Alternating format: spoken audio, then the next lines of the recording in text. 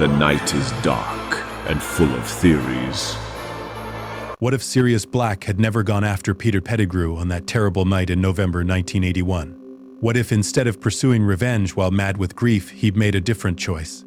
What if he'd remembered that he was Harry Potter's godfather, that Lily and James had entrusted their son to his care, and that protecting Harry mattered more than killing the rat who'd betrayed them? What if Sirius had gone straight to Godric's Hollow, taken Harry from the ruins before Hagrid arrived, and disappeared into the night with the last piece of James and Lily Potter still alive and needing him? It seems like such a small decision. Revenge or responsibility? Tracking down Pettigrew or protecting Harry? One choice made in a moment of grief and rage. But that single decision would cascade through the entire wizarding world, fundamentally changing Harry's childhood, his Hogwarts experience, and ultimately the war against Voldemort. Because here's what most people don't fully grasp about Harry Potter's canon childhood. It nearly destroyed him. 10 years with the Dursleys, who hated magic and treated Harry like an unwanted burden. 10 years sleeping in a cupboard, wearing Dudley's cast-offs, being told he was worthless and his parents were drunks who died in a car crash. 10 years of emotional abuse and neglect that would have broken many children, leaving Harry with deep-seated issues around self-worth and belonging that affected him throughout the series. The Dursleys were chosen deliberately by Dumbledore because of blood protection. Lily's sacrifice lived on in Petunia's veins, creating magical shields that would protect Harry from Voldemort's followers as long as he could call his aunt's house home. It was strategic, calculated, and ultimately effective at keeping Harry physically safe, but it came at enormous psychological cost. Harry grew up unloved, unwanted, convinced that he was fundamentally unworthy of care or affection. Now imagine the opposite. Imagine Harry raised by someone who loved James and Lily desperately, who was James's best friend and brother in all but blood, who'd been chosen as Harry's godfather specifically because they trusted him to care for their son if anything happened to them. Imagine Harry growing up knowing he was wanted, loved, the cherished son of heroes rather than an unwanted freak. That's the timeline we're exploring today. The one where Sirius Black makes a different choice on November 1st, 1981, where he chooses Harry over revenge, protection over retribution, and raises his godson in a world of magic and love rather than abandoning him to Muggle relatives who despise everything he represents. This isn't a simple, Harry has a better childhood and everything is perfect story. Raising Harry comes with massive complications. Sirius is a 21-year-old who just lost his best friends and is dealing with his own trauma and grief. He's impulsive, reckless, never planned to be a parent this young. He's also a pure blood from the noble and most ancient House of Black, raised with wealth and privilege but also with toxic family values he spent his adult life rejecting. And critically, he's on the run. Because even though Sirius doesn't go after Pettigrew in this timeline, Pettigrew still frames him, still fakes his own death and kills 12 Muggles with a single curse, leaving evidence pointing to Sirius Black as the guilty party. Still goes into hiding as a rat while the entire wizarding world believes Sirius Black betrayed the Potters to Voldemort and murdered 13 people in broad daylight. So this is a story about Sirius raising Harry while being hunted as a criminal, about going into hiding, living on the run, teaching a child about magic while avoiding ministry detection, about the challenges of being a fugitive parent and the impact that has on both Sirius and Harry, about how different Harry's personality and abilities develop when raised by a marauder instead of the Dursleys. We'll explore how Sirius manages the practical challenges of childcare while wanted for murder, how he deals with his own grief and trauma while trying to provide stability for Harry, how he teaches Harry about James and Lily, about magic, about the world, how Harry grows up knowing he's a wizard from birth, understanding his heritage, connected to magical culture in ways canon Harry never was. We'll examine what kind of person Harry becomes when raised by Sirius Black. Does he inherit Sirius's recklessness? His charm? His difficulty with authority? How does growing up loved but rootless affect his personality compared to growing up unloved but stable? What skills does he develop from a childhood on the run that canon Harry never learned? We'll follow them through the years leading up to Hogwarts, the moment when Harry receives his letter and Sirius has to decide whether to risk sending him to school where he might be discovered. The impact on the Philosopher's Stone plot when Harry knows Sirius is his godfather and isn't dead or in Azkaban. The Chamber of Secrets year without the Dursleys' restrictions. The Prisoner of Azkaban year when Sirius is still being hunted but Harry knows he's innocent. And we'll explore the relationship between Sirius and Dumbledore. because Dumbledore wanted Harry at the Dursleys for specific reasons: blood protection, humility, distance from fame. Sirius raising Harry undermines all of those plans. Does Dumbledore try to take Harry away? Does he work with Sirius despite disagreeing with the choice? How do they navigate the conflict between Dumbledore's strategy and Sirius's love for his godson? Fair warning, this exploration gets complicated. Raising Harry while on the run isn't easy or simple. Sirius makes mistakes because he's young and grieving and has no idea how to be a parent. Harry grows up with advantages Ken and Harry never had, but also with challenges: constant moving, no stable home, the knowledge that his guardian is hunted by the government. The story isn't automatically better or worse than canon, just different in profound ways. But we'll also explore the beautiful parts. Harry growing up knowing he was loved, learning magic from toddlerhood, hearing stories about his parents from someone who actually knew them, having a parental figure who encourages his mischief rather than punishing his every action, developing the confidence and security that comes from unconditional love rather than the defensive walls Ken and Harry built from years of rejection. This is a story about how one choice, protection over revenge, love over justice, creates a completely different Harry Potter, a Harry who arrives at Hogwarts already confident in his magic and his place in the wizarding world, a Harry who doesn't hate fame because he wasn't raised in ignorance of it, a Harry who has Sirius Black at his back, supporting him, believing in him, ready to burn down the world to keep him safe. So let's dive into the timeline where Sirius Black chose his godson over vengeance, where Harry Potter grew up as a marauder's apprentice rather than the Dursleys' unwanted burden, where family is chosen, love is fierce, and the boy who lived learned from birth that he was wanted, cherished, and worth protecting at any cost. The Choice, November 1st, 1981. The night Lily and James Potter died, Sirius Black made a choice that would define two lives. In canon, he rushed to Godric's Hollow, found the house destroyed and his best friends dead, gave Hagrid his motorcycle to transport baby Harry to safety, then immediately went after Peter Pettigrew for revenge. That choice led to Peter framing him for murder, Sirius spending 12 years in Azkaban, and Harry growing up with the Dursleys never knowing his godfather existed. But in this timeline, something different happened. Something small but significant enough to change everything. Sirius arrived at the ruins of the Potter's house in Godric's Hollow mere minutes after Hagrid left with Harry. He saw the destruction, the walls blown apart, the nursery ceiling collapsed, the smell of dark magic thickened the air. He found James's body in the hallway where he died trying to give Lily time to protect their son. He found Lily in the nursery, draped over the crib where she'd sacrificed herself, and he broke. Sirius Black, who'd maintained cocky confidence through a war, who'd laughed in the face of danger, who'd been the life of every room he entered, shattered completely. His best friend, his brother in everything but blood, was dead. Lily, who'd been like a sister to him, was gone. The family he'd chosen to replace the toxic one he'd been born into had been destroyed by the same dark forces they'd been fighting for years. His first instinct was rage. Peter Pettigrew had betrayed them. Peter, who they'd trusted as secret keeper, who Sirius had convinced James to choose instead of himself because nobody would suspect Peter. The blood was on Sirius's hands as much as Peter's, and Peter needed to pay. Sirius was halfway to his motorcycle, ready to hunt down the rat, when he remembered Harry, his godson, the baby boy he'd held when Harry was hours old, promising James and Lily that he'd protect their son if anything ever happened to them. The child who shared James's messy black hair and Lily's brilliant green eyes. The last piece of James and Lily Potter, still alive in the world. Where was Harry? Sirius searched the ruins frantically. Found the destroyed crib, but no baby. Panic surged. Was Harry dead?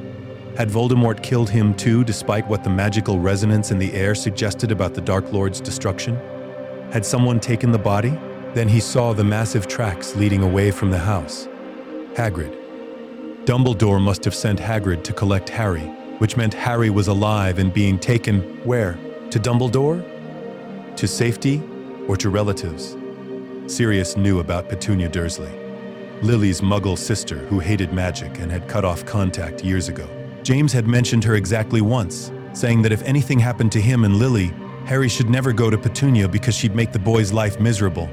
But Dumbledore believed in blood protection, believed that Lily's sacrifice would keep Harry safe with her blood relatives. Dumbledore would send Harry to the Dursleys despite what James and Lily would have wanted. Sirius had to make a choice: chase Peter and get revenge for James and Lily's deaths, or find Harry and make sure his godson didn't end up with muggles who would hate him for existing. The decision should have been obvious, but Sirius was 21 years old, drowning in grief and rage, and the need for revenge burned in his veins like fire. Peter had betrayed them. Peter deserved to die. Justice demanded it. Except James and Lily had chosen Sirius as Harry's godfather, had made him promise to protect their son. And what good was revenge if it meant abandoning Harry to a childhood of neglect and hatred? Sirius stood in the ruins of his best friend's house, their bodies cooling nearby, and made the hardest choice of his life. He chose Harry over revenge, chose protection over justice, chose to honor his promise to James and Lily rather than indulging his own need for retribution. He ran to his motorcycle and took off toward Little Whinging, Surrey. He arrived just as Dumbledore, McGonagall, and Hagrid were preparing to leave baby Harry on the Dursleys' doorstep like an unwanted package. Sirius landed the motorcycle in the street with a roar of engine and magic, startling all three of them. "Stop," Sirius said, climbing off the bike. "You're not leaving him here." Dumbledore's expression was grave but unsurprised. "Sirius, I'm sorry for your loss. James and Lily are dead." "I know. I was just at the house." Sirius's voice cracked. "But Harry's alive and you're not leaving him with these muggles." "Harry will be safest with his mother's blood relatives," Dumbledore said calmly. "Lily's sacrifice created protection that will keep him safe from Voldemort's followers as long as he can call this place home.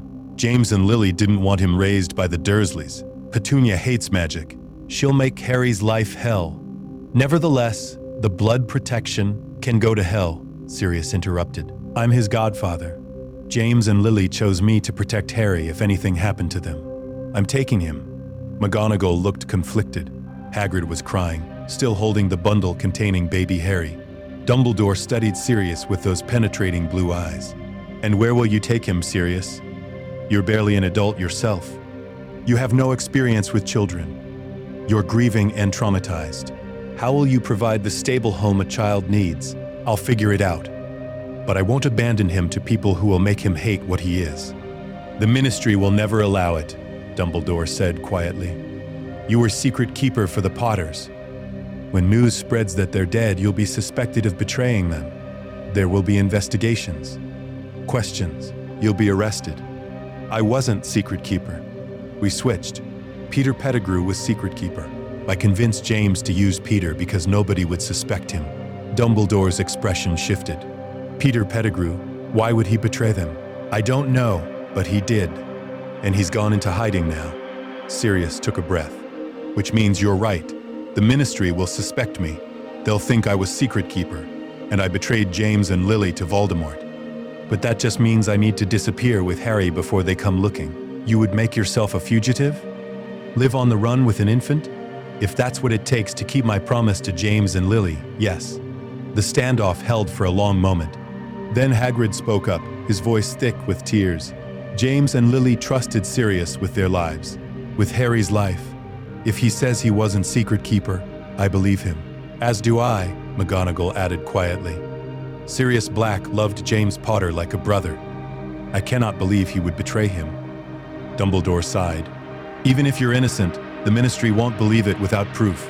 Peter Pettigrew is missing, presumably dead if he was the real traitor. You have no evidence to support your claim, and taking Harry while under suspicion of murder will make you look guilty. I don't care how it looks. I care about keeping Harry safe and honoring what James and Lily wanted." "And what about what Harry needs? Stability? A normal childhood? Protection from those who would target him because of what he represents? I'll provide that, just differently than you planned." Dumbledore studied him for another long moment. Then, surprisingly, he nodded. "Very well. Take Harry. Raise him as you see fit. But know that you're choosing a very difficult path for both yourself and your godson. And Sirius, if you ever need help, reach out. I disagree with your choice, but I won't work against you. Harry's well-being matters more than my strategic preferences." Hagrid handed over the bundle containing Harry. Sirius took his godson into his arms for the first time since the naming ceremony a year ago. Harry was sleeping, his face peaceful despite the lightning bolt scar on his forehead. He looked so much like James it hurt. "I'll protect him," Sirius promised, speaking to Dumbledore but also to James and Lily's memory.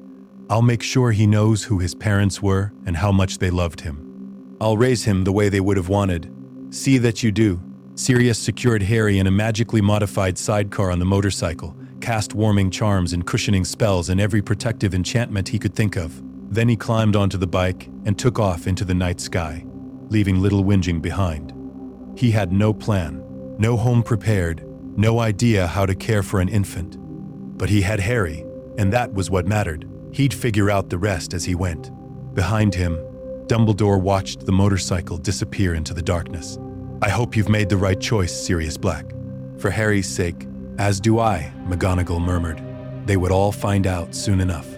Because across London, Peter Pettigrew was preparing his own plan to fake his death, frame Sirius for betrayal and murder, and disappear into the shadows as a rat while Sirius Black took the fall for crimes he didn't commit. The game was beginning.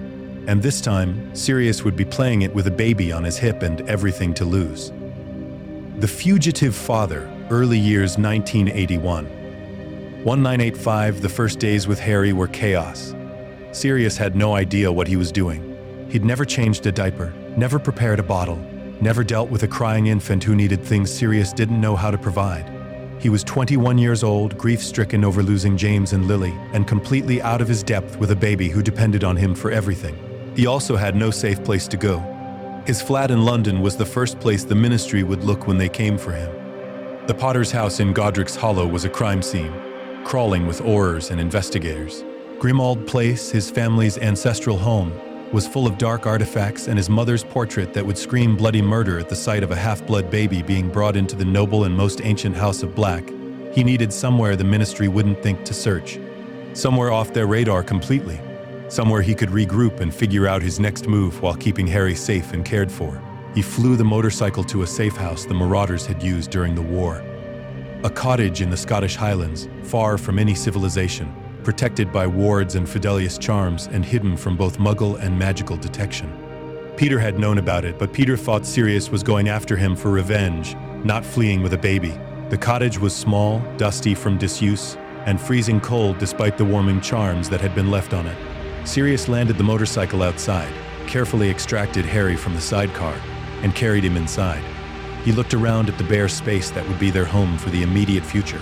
No crib, no baby supplies, no food except some canned goods from years ago that were probably spoiled. Nothing that would make caring for an infant even remotely manageable. Harry woke up and started crying. Loud, desperate wails that cut through Sirius like knives. The baby was hungry, probably, or cold, or scared in an unfamiliar place with an unfamiliar person who smelled wrong and didn't hold him the way his mother had.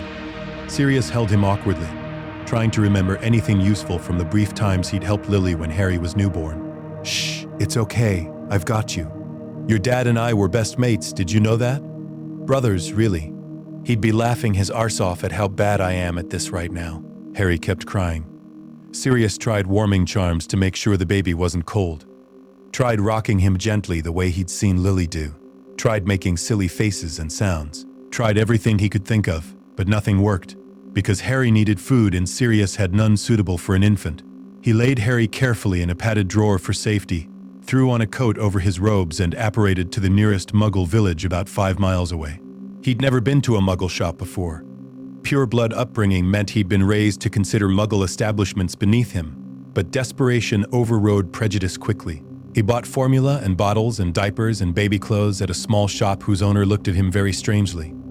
A young man with wild hair and obvious panic in his eyes, buying baby supplies at midnight probably looked suspicious. But the shop owner took his Muggle money. Sirius had grabbed some from his flat before fleeing, and didn't ask questions. Sirius apparated back to the cottage and tried to figure out how to prepare formula. He read the instructions on the tin 3 times. Decided not to risk using magic on something Harry would eat because his spell control was shaky when emotionally compromised. Heated water the Muggle way on the cottage's ancient stove. Mixed the formula carefully. Tested the temperature on his wrist like the instructions said.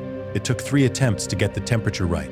Too hot the first time, too cold the second time, finally acceptable the third time. Harry had been screaming the entire duration, but when the bottle finally reached his mouth, the baby latched on and sucked greedily, his cries transforming into satisfied gulps. Sirius held him and felt overwhelming relief mixed with absolute terror. He was responsible for keeping this tiny human alive. He had no idea what he was doing. He'd chosen this path, and now he had to walk it, but the weight of that responsibility was crushing.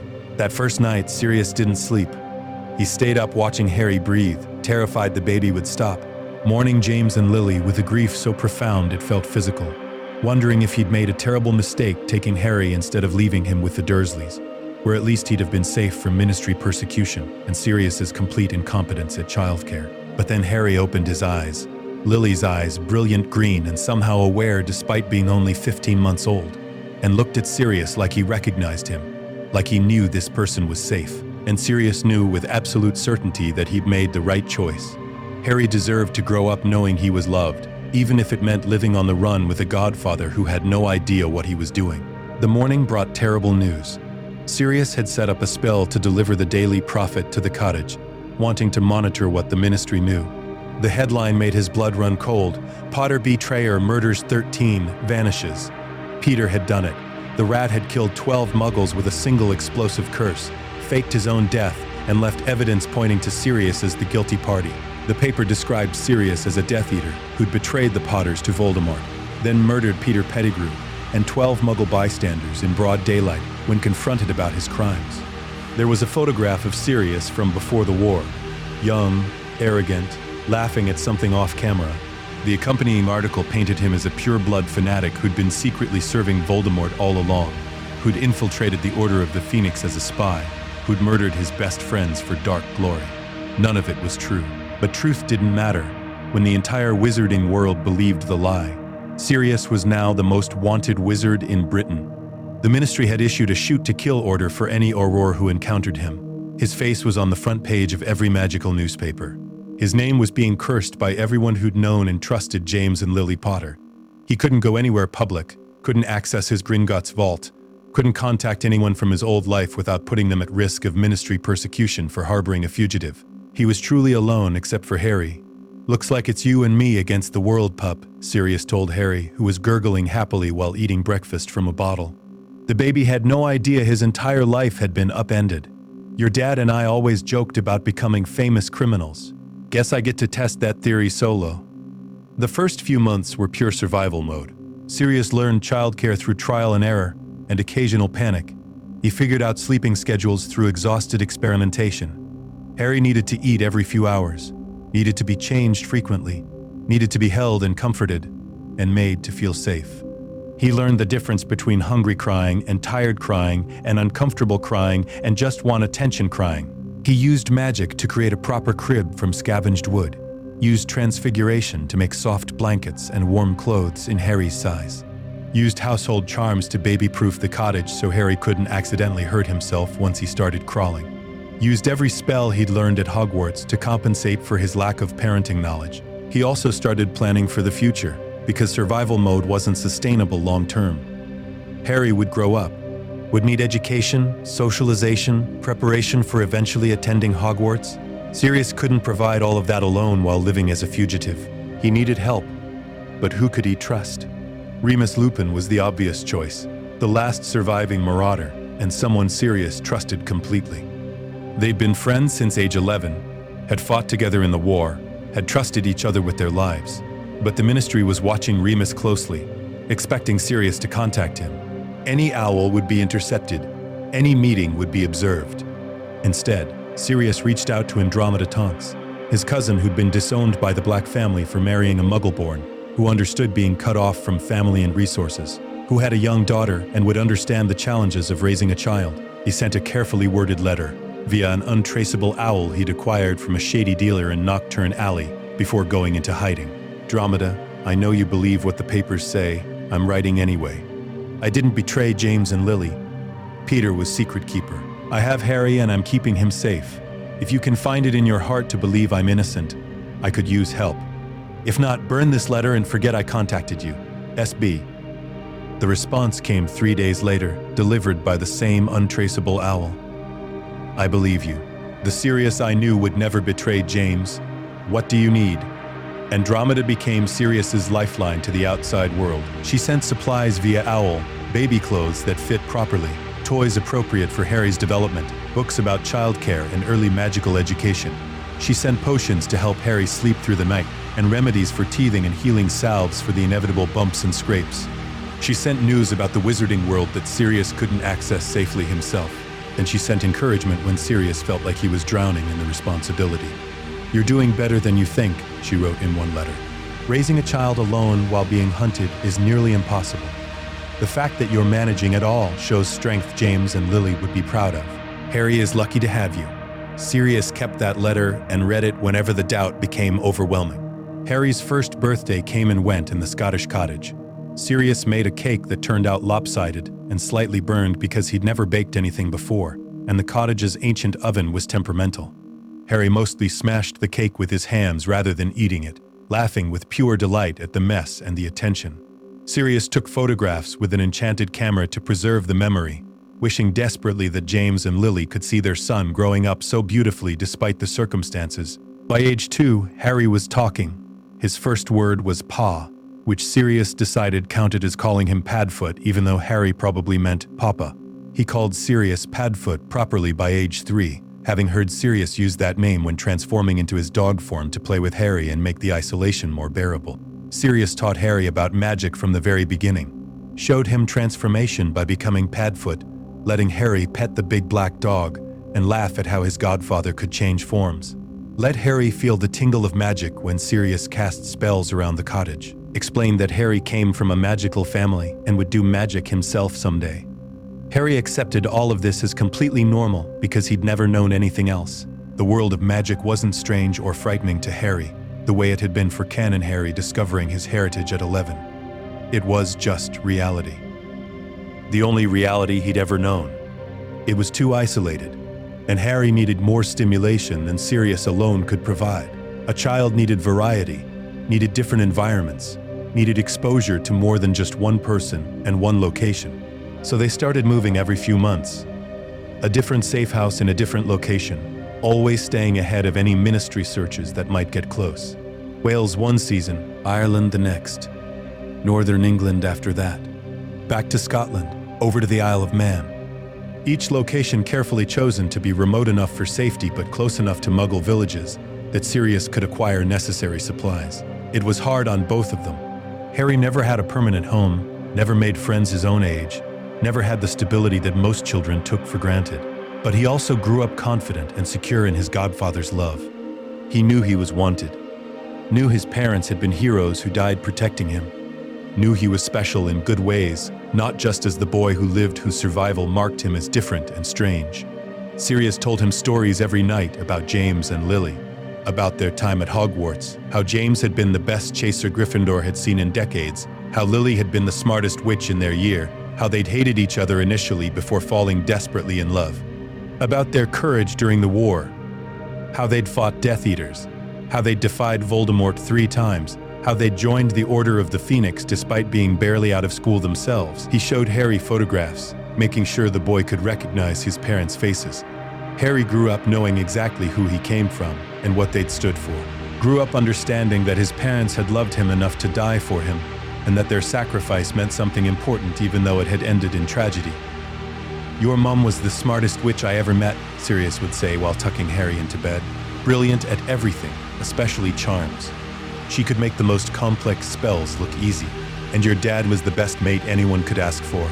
Loyal and brave and so much fun to be around. They loved you more than anything in the world, pup. More than their own lives."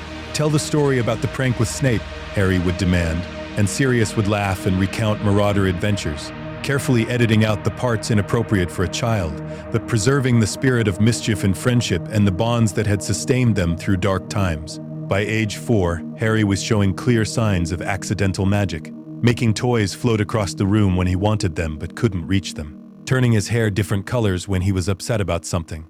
Once, when he fell off a chair, he slowed his own descent instinctively, landing gently instead of getting hurt. Sirius encouraged all of it, teaching Harry to understand his magic rather than fear it or suppress it. "Magic is part of who you are," Sirius explained one day after Harry had accidentally made all the flowers in their current safe house bloom simultaneously. "Not something separate or scary. The more you understand it, the better you'll control it eventually. Your mum learned to work with her magic early and she became one of the most powerful witches of her generation. You're going to be just as brilliant. They established routines despite the constant moving, because children needed structure even when everything else was unstable. Morning lessons in reading and arithmetic and basic magical theory. Afternoon playtime, often with Sirius in his animagus form chasing Harry around whatever safe house they currently occupied. Evening stories about James and Lily, about the wizarding world, about Hogwarts, and the adventures waiting there. The routine gave Harry security, even when the locations changed every few months. Andromeda visited occasionally when she could manage it safely, using complex apparition routes and glamour charms to avoid ministry detection. She brought her daughter Nymphadora, who was 6 years older than Harry and thought her little cousin was absolutely adorable. The children played while Andromeda and Sirius talked about the state of the wizarding world and the challenges of raising children under difficult circumstances. The ministry is still actively searching for you, Andromeda reported during one visit when Harry was 4. They're convinced you're dangerous, possibly planning some kind of revenge plot against the wizarding world for Voldemort's defeat. Fudge uses you as a boogeyman to scare people into supporting his law and order policies. What about Remus? Sirius asked quietly, struggling. The werewolf stigma makes it nearly impossible for him to find steady work, and he's grieving all of you. James and Lily dead, you supposedly a murderer who betrayed them. He's isolated and barely surviving financially. I try to help when I can, but he's proud and doesn't like accepting charity. I wish I could contact him safely. He should know Harry should be part of this. Too dangerous. The ministry has his mail monitored, his flu connection tracked. They're still hoping you'll reach out to him and give away your location. Sirius felt the loss of Remus acutely. He'd lost James and Lily to death. Lost Peter to betrayal and the revelation that their friend had never been who they thought. Lost Remus to circumstances and ministry surveillance. He was raising Harry essentially alone. And while Harry brought enormous joy, Sirius also carried deep loneliness for adult connection and friendship. But he had Harry, and watching his godson grow, seeing James's mischievous grin and Lily's curious intelligence combined in one remarkable child, made everything worthwhile. By age 5, Harry was reading simple books and doing basic arithmetic.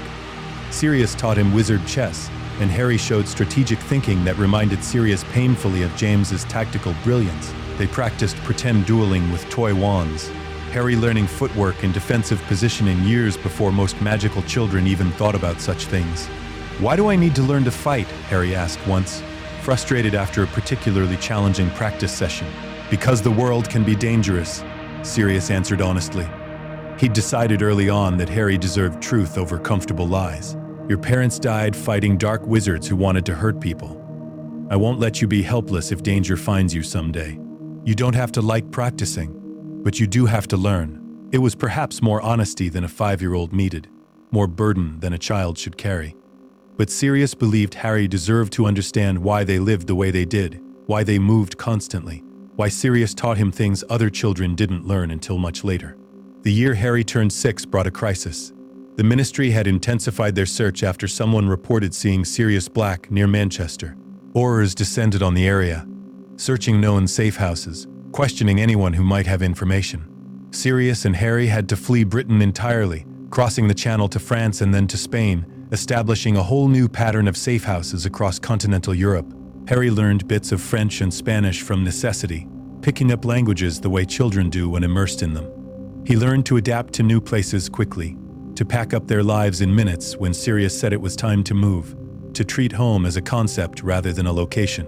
Do we have to keep moving forever? Harry asked one night in a villa outside Barcelona. Until I can prove I'm innocent, Sirius said carefully. Or until you're old enough that the ministry can't take you away from me anymore, even if they catch me. What happens when I go to Hogwarts? I can still go, right? We'll figure that out when the time comes, pup. I promise. The truth was that Sirius didn't know. Sending Harry to Hogwarts meant risking discovery. The ministry would be watching for Harry Potter to appear on the school registry, but keeping Harry away meant denying him the education and experience he deserved. It was a problem for future Sirius to solve.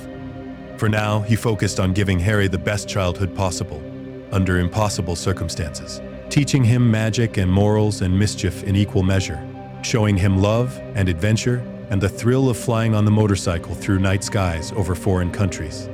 raising him to be brave and kind and true to himself, the way James and Lily would have wanted. The years passed in a blur of safe houses and lessons and laughter. Harry grew from baby to toddler to child, thriving despite the circumstances. And Sirius grew from a grieving 21-year-old who didn't know how to change a diaper into a parent who would burn down the entire world to keep his godson safe and happy. They were fugitives, wanted by the law, living on the run with no stable home or normal childhood. But they had each other. They had love and trust and the fierce bond between a child and the adult who'd chosen to protect him at any cost. And sometimes that was enough. Preparing for Hogwarts ages 6 to 10. The question of Hogwarts loomed larger with each passing year as Harry approached school age. By the time he turned 6, Sirius had to seriously consider how to handle Harry's magical education going forward. He'd been teaching Harry as much as he could, basic spell theory, magical history, the fundamentals of transfiguration and charms, but Sirius's own education had been interrupted by war, and he wasn't qualified to provide the comprehensive instruction Harry would need to truly thrive as a wizard. But sending Harry to Hogwarts posed enormous risks that kept Sirius awake at night. The Ministry would be monitoring the school registry for Harry Potter's name to appear. Dumbledore would immediately know Harry was attending and would have questions, lots of questions, about Harry's home life, his guardian, where they'd been hiding for all these years.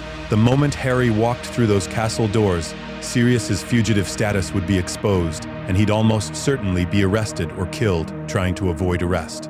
Andromeda suggested alternatives during one of her carefully planned visits. There are magical tutors who work with children in unusual situations, pure-blood families who homeschool, children with disabilities that make traditional schooling difficult. I could connect you with someone discreet who wouldn't ask questions about why Harry isn't attending a formal institution. Sirius considered it seriously. A private tutor would be safer, would keep Harry's existence and Sirius's location secret. But Harry deserved more than just academic instruction. He deserved friends his own age, house loyalty and rivalry, Quidditch matches, the Halloween feasts and Christmas celebrations, the secret passages and midnight adventures that made Hogwarts special, the same experiences that had shaped Sirius himself and that James and Lily had loved. Denying Harry all of that just to keep Sirius safe felt selfish, wrong. What if we wait until closer to his 11th birthday before deciding? Sirius proposed. I have 5 years to figure out a solution. Maybe by then the political situation will have changed. Maybe I'll have found proof of my innocence. Maybe there'll be an option I'm not seeing now. Or maybe the situation will be exactly the same, and you'll have no better options, Andromeda said gently. You need to prepare for the possibility that Harry can never attend Hogwarts safely while you're still a wanted fugitive. It was a depressing thought.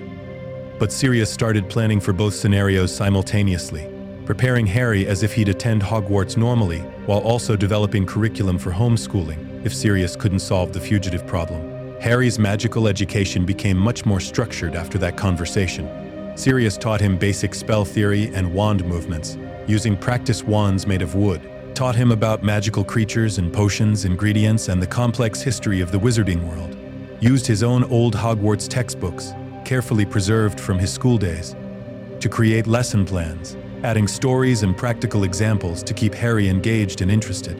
Harry absorbed everything eagerly. He loved learning about magic, about the world his parents had inhabited and died protecting. Loved practicing spell movements even though he couldn't actually cast anything without a proper wand yet. Loved hearing about Hogwarts houses and wondering which one would claim him eventually. I think you'll be in Gryffindor like your parents, Sirius said during one lesson. You've got your dad's nerve and your mum's heart. That combination practically screams Gryffindor. What if I end up in Slytherin instead? Harry asked. He knew Sirius's family had all been Slytherin, and that Sirius had broken family tradition by being sorted into Gryffindor instead. Then you'll be the best Slytherin there ever was, Sirius said firmly. House doesn't define who you are, Harry. Your choices do. The Sorting Hat put me in Gryffindor when my entire family had been Slytherin for generations, and I became exactly who I was meant to be. You'll do the same, whichever house you're sorted into. They started practicing flying from age 7. Sirius had kept his old school broom, a clean sweep that had been top of the line when he bought it but was outdated now, and he used magic to modify a children's broom that Andromeda had acquired. Harry took to flying naturally, showing the same instinctive skill that James had possessed. By age 8, he could execute complex maneuvers that most adult wizards struggled with. "You're a natural, pup," Sirius said proudly after Harry successfully completed a reasonably good Wronski feint. "Your dad would be so proud of you. He was brilliant on a broom, best chaser Gryffindor had in decades, and you're even better at your age than he was." Social development was harder without other children around regularly. Harry had no consistent peers, no neighborhood kids to play with or learn normal social interaction from. Sirius worried constantly about Harry becoming isolated and socially awkward, unable to make friends or navigate the complicated dynamics that came with being around other people his age. He tried to compensate by taking Harry to magical communities in disguise when he could manage it safely. They'd visit the Diagon Alley equivalents in France and Spain and other European countries where Sirius wasn't recognized, using glamour charms to alter their appearances. Sirius would let Harry interact with other magical children in these controlled settings, playing in parks, browsing shops, participating in local festivals and celebrations. It wasn't ideal. It wasn't the consistent socialization that came with attending school or living in a stable community, but it was better than complete isolation, and Harry learned to make temporary friends easily, even if those friendships never lasted beyond a single day. When Harry was 8 years old, Sirius made the risky decision to contact Remus Lupin for the first time since fleeing with Harry 7 years earlier. It was dangerous. The Ministry still monitored Remus, hoping Sirius would eventually reach out and give away his location. But Sirius was desperate for adult friendship, for someone who understood the weight he was carrying, for Harry to know at least one other person who'd loved James and Lily. He sent an encrypted letter via the same untraceable owl service he used with Andromeda. "Moony, I know you think I betrayed them. I didn't. Peter was secret keeper, not me. I'm innocent, and I have Harry. He's safe and loved, and growing up knowing all about his parents. If you believe me, if you want to meet your godson, reply to this owl. If not, burn this letter and forget I contacted you. Padfoot." The response came 3 days later, written in Remus's familiar, careful handwriting. "I believe you. I should have believed you all along. I'm sorry I didn't fight harder to find the truth when you were accused. Where can we meet? Moony." They arranged a rendezvous in a remote area of Ireland, far from Ministry oversight and observation. Remus arrived looking older than his 28 years, worn down by poverty and grief, and the full moon's monthly toll on his body. But his face transformed completely when he saw Harry, saw James's messy black hair, and Lily's brilliant green eyes combined in this confident, happy 8-year-old. "You look just like James," Remus said, his voice thick with emotion he was trying to control. "Same hair that won't lie flat, same way of grinning when you're pleased with yourself. But you have your mother's eyes exactly. She'd be so proud of you." "Everyone says I look like my dad," Harry said cheerfully, completely unbothered by the stranger's emotional reaction to meeting him. "Are you really a werewolf? Sirius says you are, but you don't look scary at all." Remus laughed despite the tears in his eyes. "I am a werewolf, but I'm only scary one night a month when the moon is full. The rest of the time I'm completely harmless, I promise. Sirius is a dog sometimes. He transforms and lets me ride on his back. Are you friends like he was friends with my dad? We were best friends. We are best friends. I'm sorry I didn't find you both sooner." Remus became a regular part of their lives after that reunion. He visited when he could manage it safely, bringing books and treats and magical expertise that Sirius lacked. He taught Harry about defensive magic and magical creatures, and the kind of careful, precise control required for complex spell work. He provided the calm, stabilizing influence that balanced Sirius's natural recklessness and impulsiveness. "You're doing a remarkable job with him," Remus told Sirius during one visit while Harry was occupied with a new book Remus had brought. "He's confident and well-adjusted and clearly loved. James and Lily would be incredibly proud of both of you." "I'm making it up as I go most of the time," Sirius admitted. "Half the decisions I make feel wrong. The other half feel only slightly less wrong. I have no idea if I'm doing this right." "That's parenting," Remus said with a gentle smile. "Nobody knows if they're doing it right, but you're getting the important parts correct. Harry knows he's wanted and loved. That matters more than anything else you could possibly teach him." Harry absolutely thrived with Remus's presence in his life. He had 2 parental figures now, 2 sources of knowledge and different teaching styles and unconditional love. The 3 of them formed their own small pack, Padfoot and Moony, and the pup who carried both their legacies forward. The year Harry turned 9 brought another close call with Ministry detection. Someone reported seeing Sirius Black in Edinburgh, Probably a case of mistaken identity, but the ministry didn't take chances.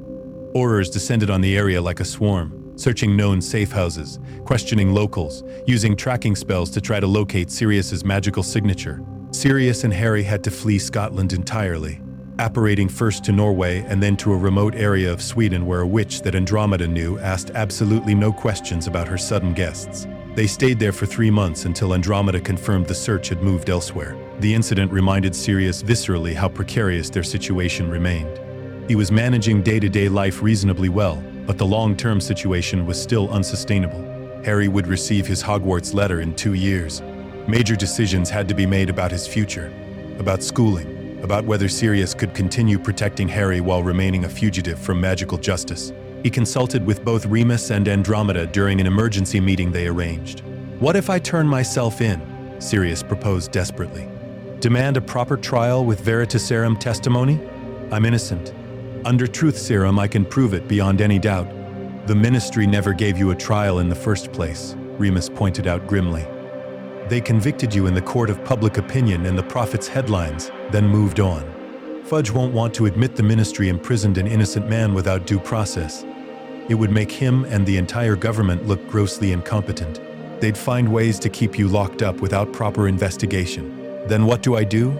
Keep running forever? Deny Harry the education he deserves? Or we find Peter," Andromeda suggested quietly. "He's the proof you need. If you can somehow capture him and force him to confess publicly, the ministry would have no choice but to acknowledge your innocence. Peter's been hiding successfully as a rat for 9 years now. How am I supposed to find him when the entire Auror department couldn't?" "The same way he found the Potters originally," Andromeda said. "Patience and strategy and being willing to wait for the right opportunity." Sirius began researching Peter's potential whereabouts obsessively after that conversation. He used old Marauder connections and contacts to track down rumors and potential sightings.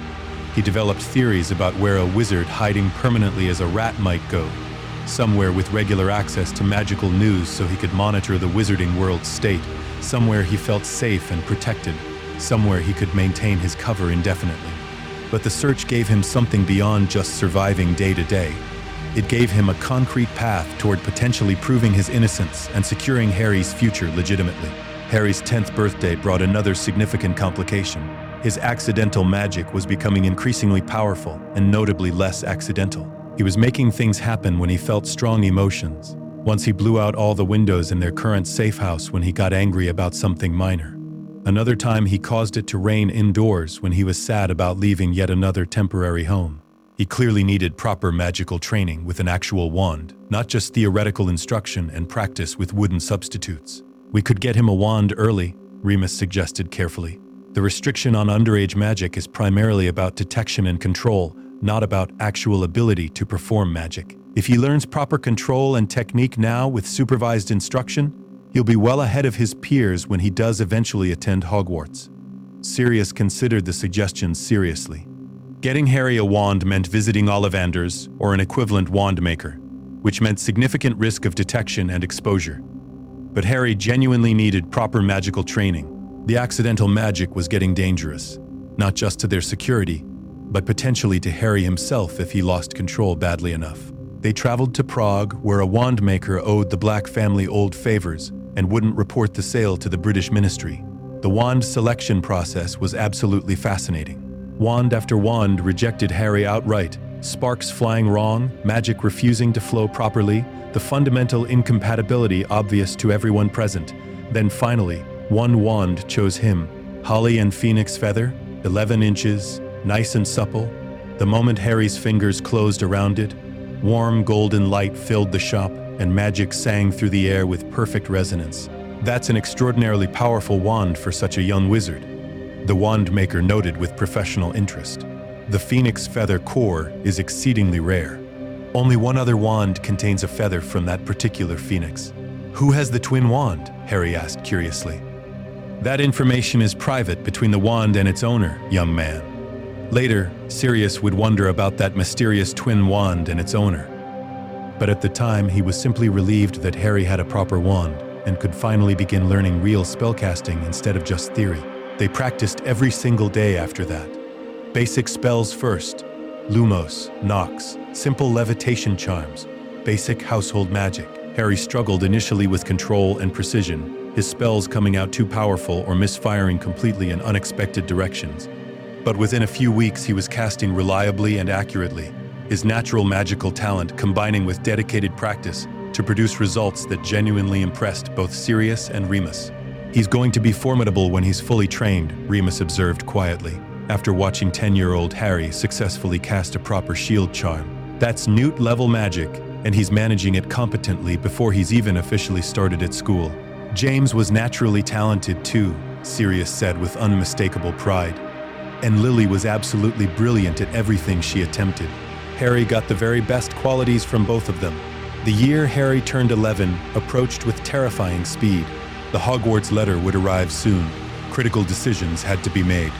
Sirius still hadn't found Peter, still hadn't proven his innocence, still hadn't secured any legitimate path forward that would allow Harry to attend school safely without exposing Sirius to ministry arrest or worse. But Harry deserved Hogwarts, deserved the full experience that Sirius had loved, the comprehensive education that had shaped him, the lifelong friendships that had sustained him through the darkest times imaginable. Denying Harry all of that would be failing him fundamentally as a guardian. Sirius made his decision with full awareness of the risks involved. Harry would attend Hogwarts, and Sirius would do absolutely whatever proved necessary to make that possible, even if it meant risking everything he'd carefully protected for the past 10 years. The game was changing dramatically, and Sirius Black was ready to play for the highest possible stakes. The Hogwarts letter and first year, July 31st, 1991. Harry Potter's 11th birthday arrived, with beautiful summer weather and palpable excitement. They were temporarily staying in a well-protected cottage in Wales after several months of moving through various European locations. Harry woke up early, despite it being his birthday, too excited to sleep late because birthdays always meant special treatment, even if the presents and celebrations had to be modest. Sirius had been awake for hours already, preparing Harry's favorite breakfast foods and carefully wrapping the gifts he'd managed to acquire through various careful channels. New, advanced magic books, a significantly better racing broom than the practice one Harry had been using, and a beautiful silver pocket watch that had belonged to James Potter and that Sirius had kept safe all these years, specifically to give Harry when he came of age. But the real gift, the one that mattered most, arrived mid-morning via an official-looking tawny owl, the Hogwarts letter. Harry opened it with visibly trembling hands, his green eyes scanning the parchment quickly, before reading aloud with barely contained excitement. "Dear Mr. Potter, we are pleased to inform you that you have been accepted at Hogwarts School of Witchcraft and Wizardry." "I'm going to Hogwarts," Harry shouted, jumping up from the breakfast table with pure joy. "I'm really actually going." "You absolutely are," Sirius confirmed, his heart simultaneously swelling with fatherly pride and clenching with protective fear. This was it, the moment they'd been simultaneously preparing for and dreading in completely equal measure. "When can we go get my school supplies? Can we visit Diagon Alley? Do I need to pick a new wand, or will the one I already have work? What about—" "Slow down, pup," Sirius said with an affectionate laugh. "One question at a time. Yes, we'll get all your supplies, but probably not at Diagon Alley, because that's still too risky for us. Your current wand will work perfectly fine since it chose you properly, and we'll handle everything else as we go. This is because the Ministry is still hunting you, isn't it?" "Exactly. But we've managed fine so far. We'll continue managing." They spent the entire day celebrating Harry's birthday properly. Remus arrived around noon with his own gifts and enthusiastic congratulations.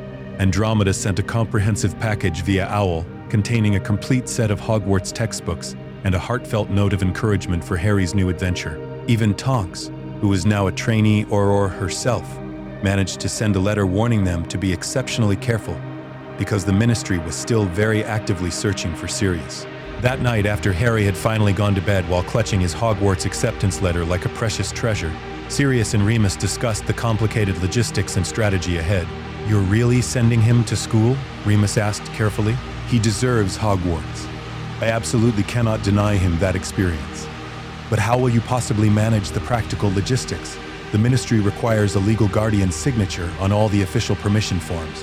They'll want documented information about who's caring for Harry and where he's been living all these years. I'll forge whatever signatures prove necessary." I'll list an address that technically exists but isn't actually traceable back to us. The school administration doesn't investigate too thoroughly as long as all the forms are filled out properly and submitted on time. And once school actually starts, where will you be?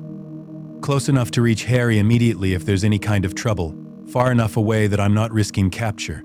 I'll establish a new safe house somewhere near Hogsmeade, monitor the overall situation carefully, and be ready to extract Harry on a moment's notice if it becomes necessary. Dumbledore will know immediately that Harry's attending. He'll have serious questions about Harry's upbringing and education, about where you've been hiding successfully for a decade.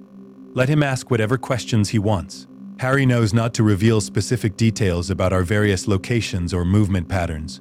We've practiced operational security thoroughly. Remus looked genuinely troubled. This could go catastrophically wrong in so many ways. Or it could work out perfectly fine. Harry attends school normally, makes good friends, receives his proper education. The ministry doesn't successfully connect him back to me because I've been exceptionally careful. We make it work somehow. You're gambling with both your hard-won freedom and Harry's safety. I'm giving my godson the childhood and education he absolutely deserves. James and Lily would have wanted him at Hogwarts above almost anything else. They spent the next several weeks gathering all of Harry's required school supplies from various wizarding communities spread across Europe. Robes tailored in Paris, a proper cauldron from Prague, textbooks acquired from various second-hand shops and dealers, the wand Harry already possessed. Everything on the official list checked off systematically except for a pet. Harry desperately wanted an owl for the authentic Hogwarts experience, but Sirius worried about the tracking potential that owls represented. What about a cat instead? Remus suggested practically. Much less conspicuous than an owl for mail delivery, still makes excellent company. They found a magnificent half-Kneazle cat with orange fur and a distinctively squashed face at a magical pet shop in Amsterdam. Harry immediately named him Crookshanks, and the highly intelligent cat claimed Harry as his person within minutes, those knowing eyes seeming to understand far more than a normal cat possibly should. August passed in an absolute flurry of final preparations. Sirius taught Harry everything he could possibly think of that might prove useful at school. How to recognize common hexes and curses. How to shield himself properly from magical attacks. How to identify potentially poisoned food or drink. How to escape from magical ropes or locked rooms using techniques the Marauders had developed.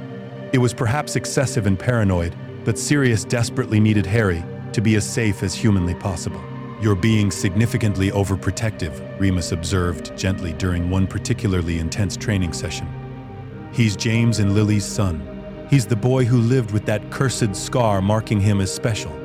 And he's my absolute responsibility. I'm completely allowed to be overprotective." They also had several serious conversations about what information Harry should share at Hogwarts, and what needed to remain private. "Don't mention me by name to anyone," Sirius instructed firmly. "If people ask direct questions about your guardian, be deliberately vague. Say you were raised by trusted family friends who want privacy. Don't give any specifics about locations or names unless absolutely forced. What if Dumbledore asks me directly? He'll probably want to know. Tell him the basic truth, that you were raised by someone who genuinely loves you and kept you consistently safe. But don't volunteer detailed information about our specific circumstances unless he really pushes. What if someone somehow figures out that you raised me? Then we'll deal with that situation when and if it actually happens. But let's try our best to avoid that particular scenario entirely." September 1st finally arrived. King's Cross Station, the famously magical platform 9 3/4. Sirius absolutely couldn't risk accompanying Harry directly to the platform. Far too much risk of recognition even with glamour charms and disguises. Instead, Remus went with Harry, heavily disguised with both magical and mundane methods, tasked with seeing Harry safely onto the Hogwarts Express. Sirius watched from a carefully maintained distance using a borrowed invisibility cloak and several layers of notice-me-not charms. He saw Harry confidently push his luggage trolley through the seemingly solid barrier between platforms 9 and 10. Saw him emerge on the genuinely magical platform, his young face full of excitement and nervous anticipation. Saw him board the famous Scarlet steam engine that would carry him toward a future Sirius couldn't fully protect him from. The train pulled away slowly, gathering speed, carrying Harry toward Hogwarts and everything that awaited him there. For the first time in 10 full years, they would be separated by more than just a room's distance. Sirius felt like his heart was being physically ripped from his chest. "He'll be absolutely fine," Remus said quietly, appearing beside Sirius under the invisibility cloak's protective cover. "Harry's smart and capable, and you've prepared him remarkably well for this. He's still just 11 years old, still fundamentally a child who needs to grow up eventually. Hogwarts will be genuinely good for him." Sirius desperately hoped Remus was right. Harry's first few weeks at Hogwarts exceeded even Sirius's most optimistic expectations. He was sorted into Gryffindor. Absolutely no surprise whatsoever given his heritage and personality. He made close friends almost immediately. Ron Weasley and Hermione Granger became his constant companions. He excelled in most classes, his early magical education and training giving him significant advantages over students who'd grown up without any structured instruction. Letters arrived weekly via Crookshanks, who proved remarkably capable of finding Sirius anywhere despite the constantly changing safehouse locations. Harry wrote enthusiastically about classes and new friends in Quidditch tryouts. He wrote about being selected as seeker for the Gryffindor team, following directly in James's famous footsteps. He wrote about Professor Snape seemingly hating him for absolutely no apparent reason, and Professor Quirrell being strangely nervous whenever Harry was nearby.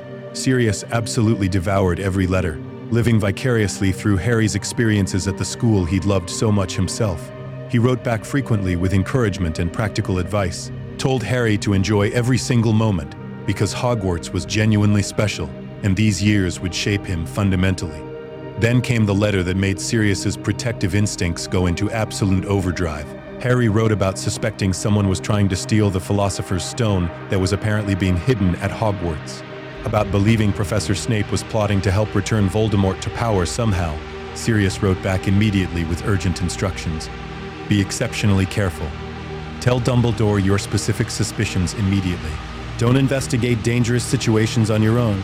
You're 11 years old, not a trained Auror. Promise me you'll be smart about this. But Harry was James Potter's son and Sirius Black's godson. Of course he investigated anyway despite the warnings. Of course he couldn't resist a compelling mystery. Of course he deliberately put himself in danger to protect others from potential harm. The letter that arrived after Harry's direct confrontation with Quirrell and Voldemort was simultaneously intensely relieving and absolutely terrifying.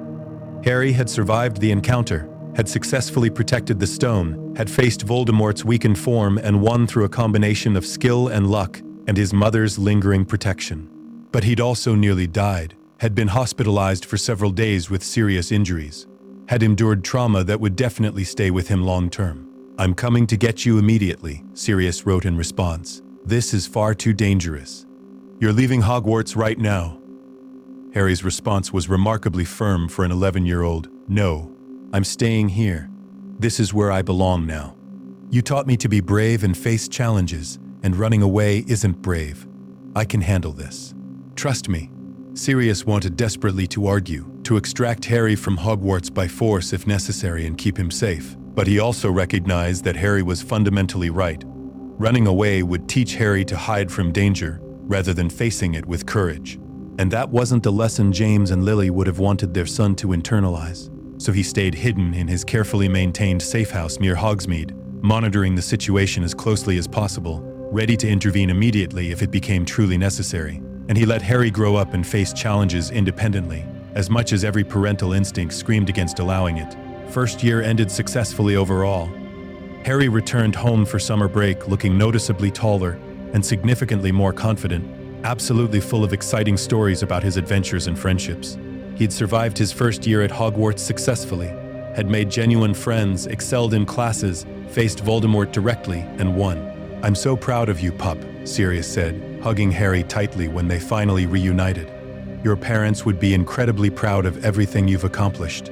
I learned from the absolute best, Harry said warmly. You taught me everything that really mattered. The summer passed in familiar, comfortable patterns, moving between various safe houses, practicing increasingly advanced magic, enjoying each other's company after months of separation. But something fundamental had shifted. Harry was actively growing up, becoming genuinely independent, building a full life at Hogwarts that existed separately from Sirius and their fugitive lifestyle. It was bittersweet, exactly what Sirius wanted, Harry thriving and confident and happy. But also a painful reminder that Harry wouldn't need him forever in the same way. That eventually, Harry would build his own independent life, and Sirius would have to let him go pursue it, but not yet. They still had years together ahead. And Sirius intended to make absolutely every moment count. Year 2 through year 3, growing challenges. Second year brought the Chamber of Secrets crisis and new complications that tested both Harry and Sirius in different ways. The summer before term started, Sirius received genuinely disturbing intelligence from Remus about potential problems brewing at Hogwarts. Lucius Malfoy had been observed entering Nocturne Alley with suspicious packages that looked distinctly like dark artifacts. Reliable rumors suggested that Death Eater sympathizers were planning something specifically involving the school. "Should I keep Harry home this year?" Sirius asked during a secret meeting with Remus and Andromeda. "You could certainly try," Remus said doubtfully. "But Harry won't agree to miss school. He loves Hogwarts passionately. And forcing him to stay home would raise difficult questions about why his guardian is so worried about specific threats. I don't trust this situation at all. Something feels deeply wrong. Then, stay close and monitor carefully. Be ready to act immediately if it becomes necessary." September 1st arrived again. Harry returned to Hogwarts excited for his second year despite Sirius's obvious concerns. Sirius maintained his safe house near Hogsmeade, using enchanted two-way mirrors to communicate with Harry more immediately than Owl Post allowed. The first few weeks seemed reasonably fine and normal. Harry wrote about care of magical creatures classes, and Lockhart's obvious incompetence in Quidditch practice going well. All normal second-year concerns and experiences. Then came the first attack. A cat petrified. A threatening message written in blood on the wall. "The Chamber of Secrets has been opened. Enemies of the air, beware." Harry's letter about the incident was worried but not genuinely panicked yet. Everyone's scared and gossiping constantly. They're saying someone's deliberately targeting Muggleborns specifically. Hermione's worried because she is Muggleborn. "I don't know what to do to help." Sirius wrote back immediately with urgent advice. "Protect your friends however you can, trust your instincts completely, and tell Dumbledore absolutely everything you know or suspect. This is genuinely serious, Harry." More attacks followed over the subsequent weeks. More students petrified mysteriously. Fear spreading rapidly through the entire school like wildfire. Harry's letters became noticeably more frequent and increasingly concerned.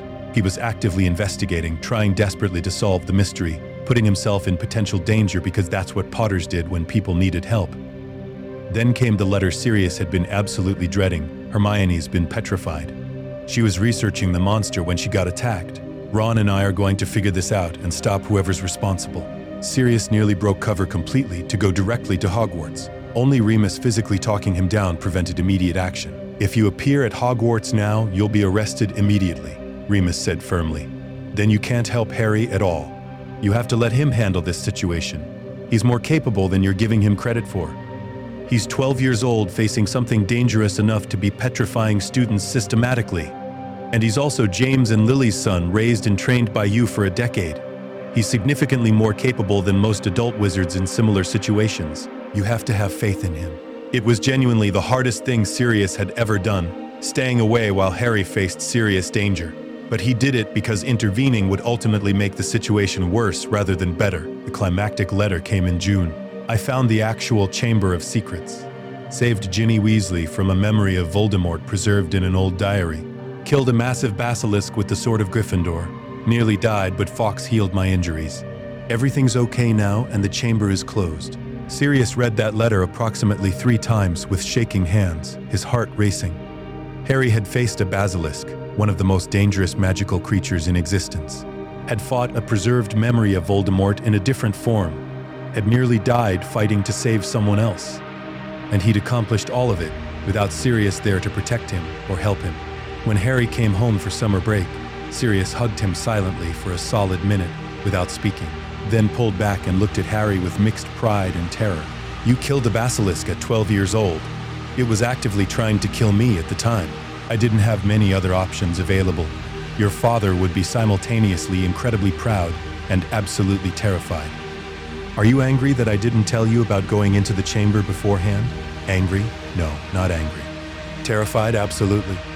But I understand why you did it. Ginny Weasley desperately needed saving, and you were the only one positioned to help her." They spent that summer carefully processing Harry's trauma from the chamber experience. Sirius had significant personal experience with trauma from the war and from years spent on the run.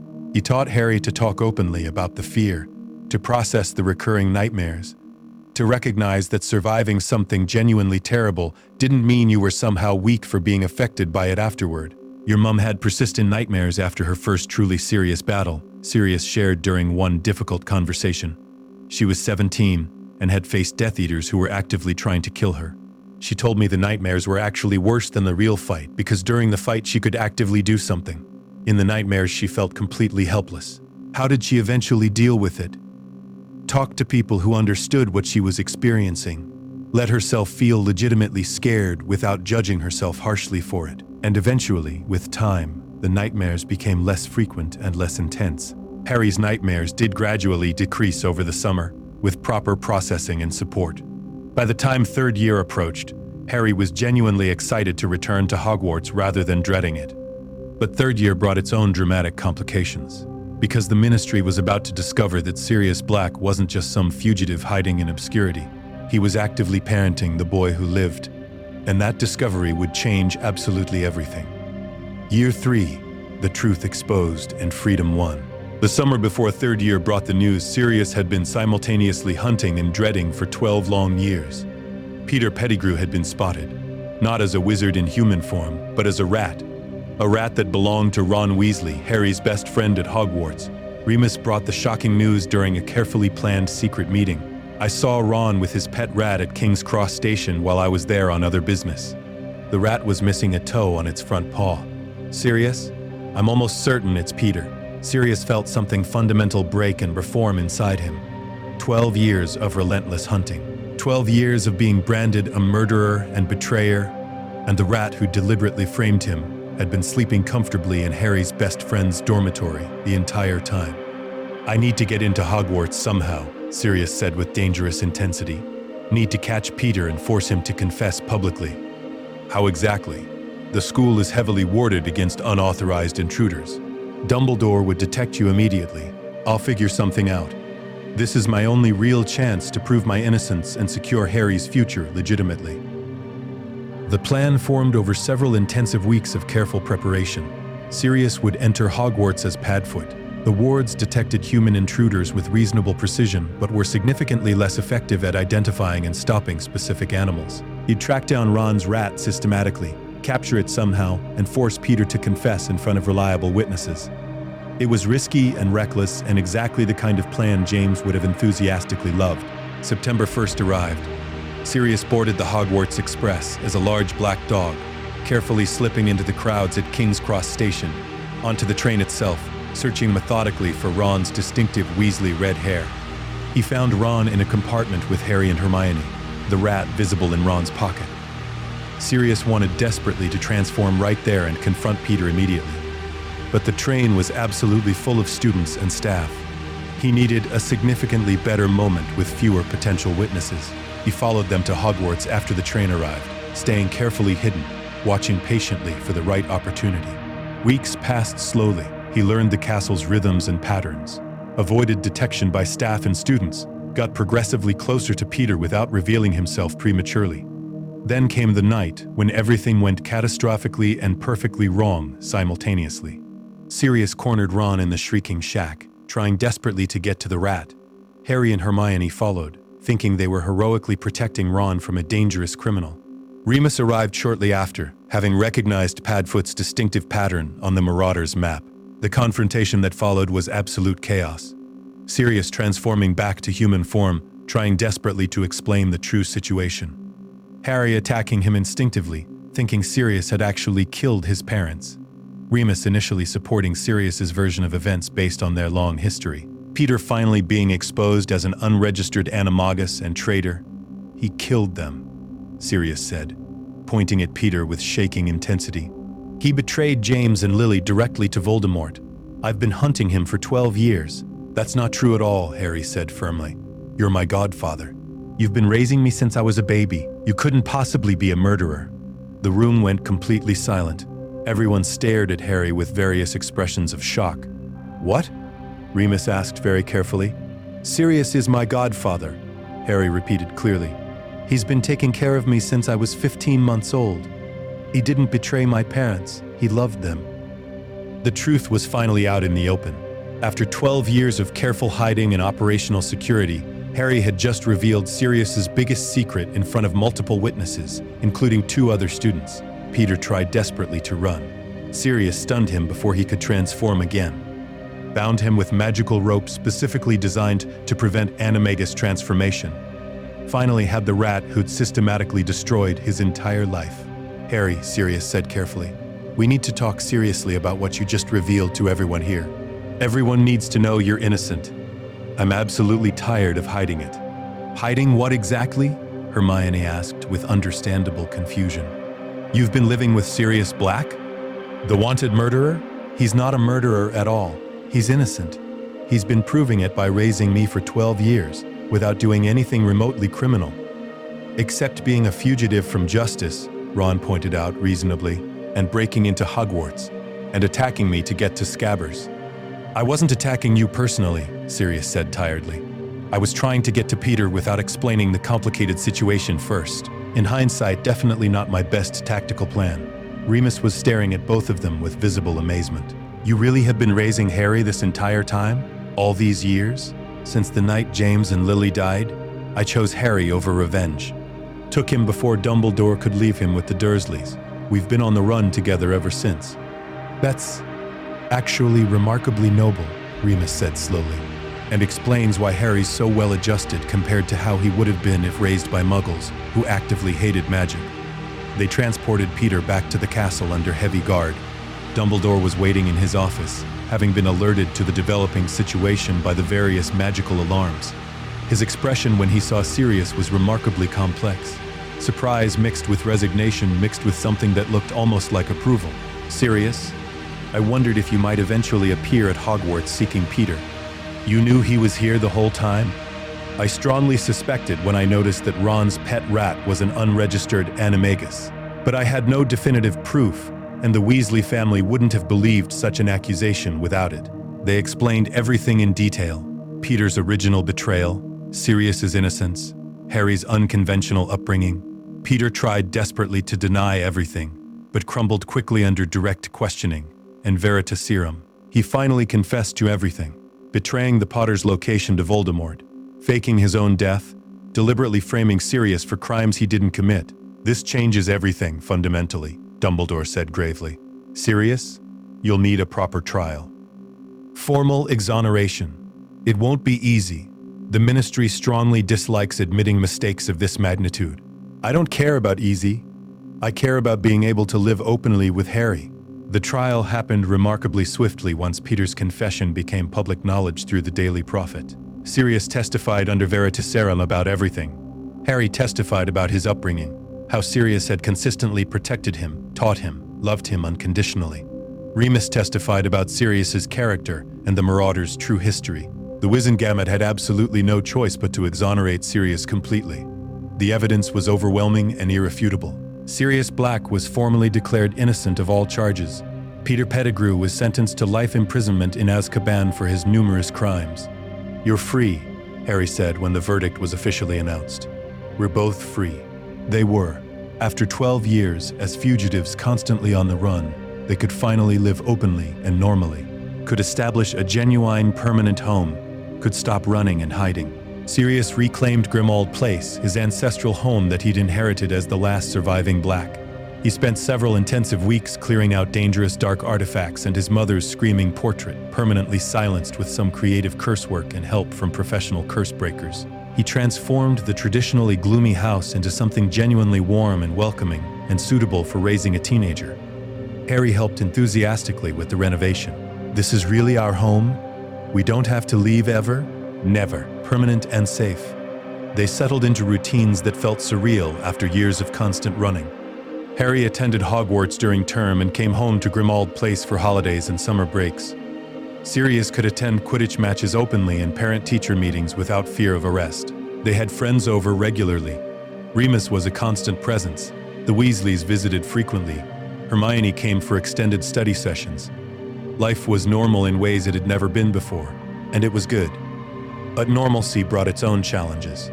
Sirius had to learn to parent when not in survival mode.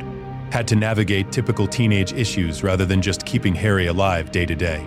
had to figure out appropriate rules and boundaries and consequences that made sense during peacetime. Harry had to adjust to genuine stability after a childhood of constant movement, had to accept that Grimmauld Place was truly permanent, that he could put down real roots, that his life wasn't going to be uprooted again.